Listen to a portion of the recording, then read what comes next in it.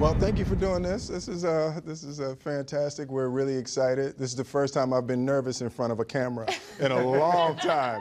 In a long time. Just think back to Prince of Bel-Air, man.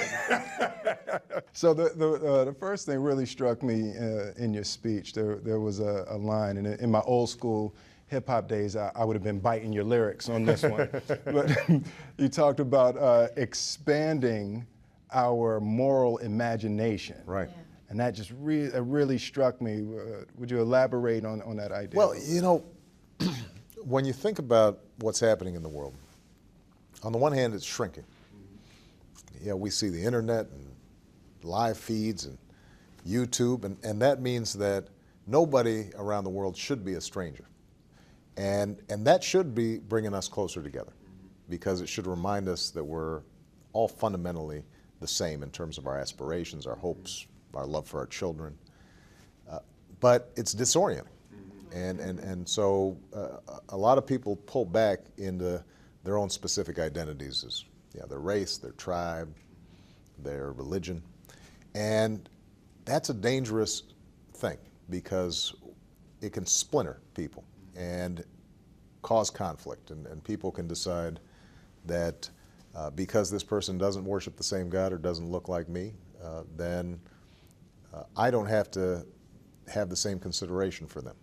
You know, there are a whole host of ways in which that can lead then to conflict. And so one of the critical ingredients of any effort for peace is my ability to stand in your shoes, to see through your eyes, to constantly imagine what's it like being a mother in Bangladesh right now, and if the waters were rising because of climate change.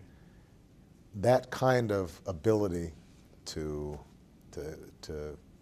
imagine ourselves in different situations helps us then connect with those other people, and hopefully that can be part of what drives us to want to do better on a whole host of things.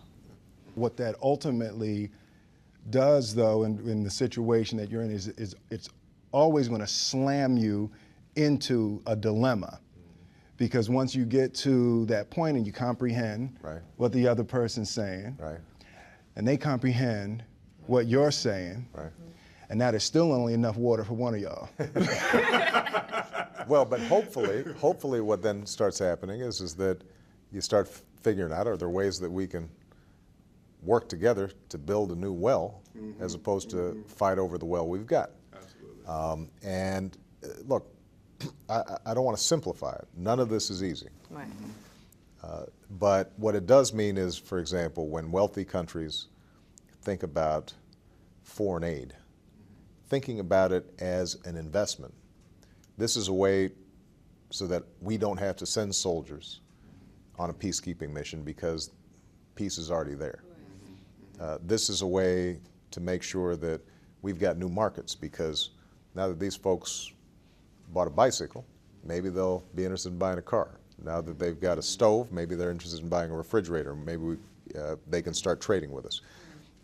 You know, constantly thinking about how are we able to create opportunities for collaboration and cooperation as opposed to conflict.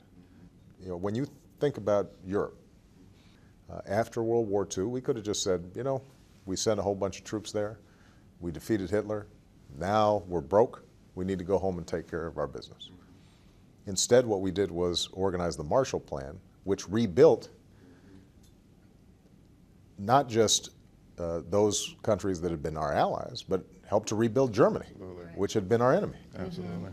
Did the same thing in Japan. And those efforts are part of what created the international security that allowed America to enjoy far greater prosperity than we ever would have otherwise. So it's, you know, part of that moral imagination is also being able to think 10 or 20 or 30 years down the line, both in terms of the consequences of action, but also the consequences of inaction.